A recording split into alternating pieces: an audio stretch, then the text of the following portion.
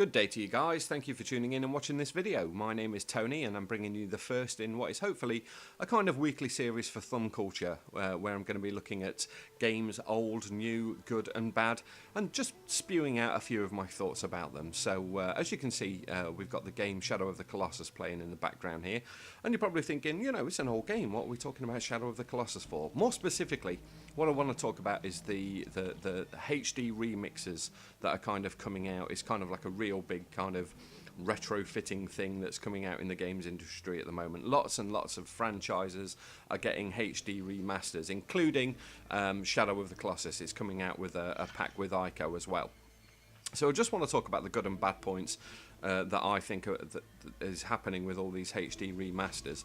I mean, essentially, on one point, you can kind of take the negative angle, and I don't want to be too tin-foil hat-wearing conspiracy theorist type thing about this, but when the PS3 Slim came out, you know, they removed the backwards compatibility, so you could no longer play the PS2 games.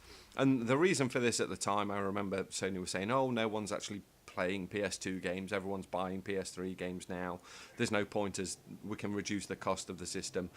You know, lo and behold, several months later, the first of the HD remix packages coming out. Now, if you just look at the kind of list of the games that are out on the PS3 in a HD remastered form, we've got the Prince of Persia series, we've got the Tomb Raider games, we've got the first two God of Wars, we've got the announced games that are coming out, the Metal Gear pack, the Ico and Shadow of the Colossus, Splinter Cell, Silent Hill, Sly Cooper, Devil May Cry.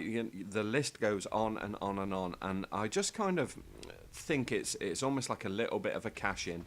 On one hand, you know, all of these games are perfectly playable in their current states that they're in. If you're lucky enough to still own a PS3 Fat, you know, you can still play most of those games that you know you can get for the PS2. You know, if not, you can go out and get a PS2 system. The games still stand up to this day. I mean, you just look at Shadow of the Colossus playing here. It's still an absolutely beautiful game. And it just seems that the cynic of me just says it's a little bit of a cash-in. You know, I can't help but think if they released them cheaper on PSN or something like this, they'd get like a little bit more of a market.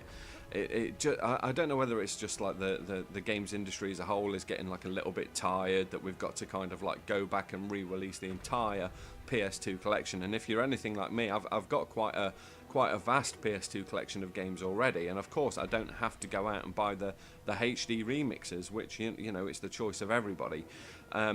But I've just got a bit of a problem. You know, it just seems like they removed the backward compatibility out of the system so they could bring these games out. You know, there wouldn't really be a market for them if you could still play them on your PS3, because, you know, the PS3, when it, you know, if you've got the older systems, it does slightly upscale them, does slightly tart the graphics up a little bit, which makes them look a lot nicer.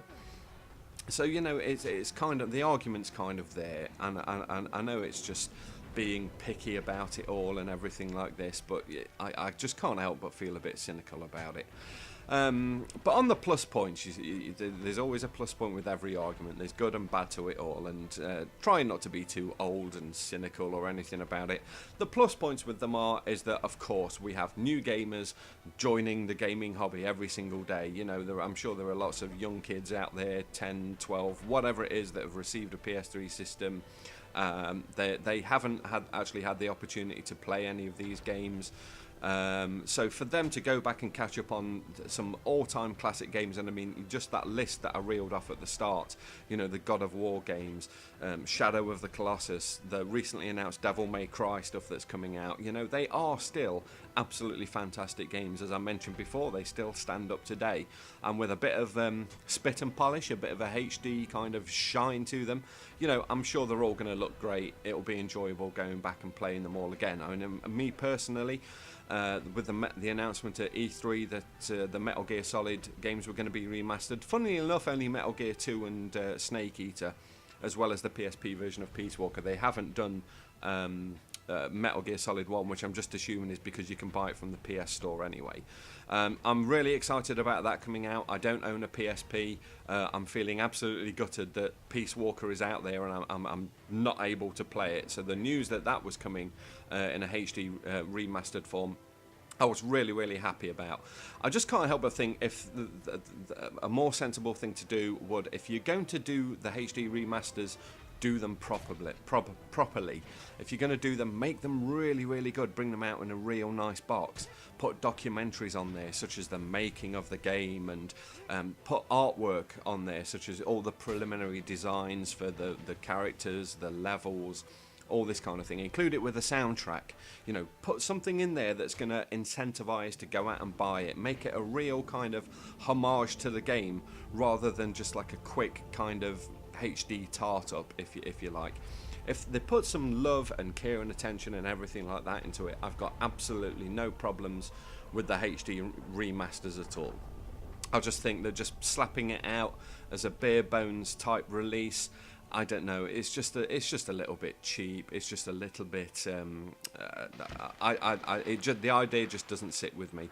If you're going to do it well. Give us fans, the guys that have played the games before, give us an incentive rather than it just being in HD with a few trophies.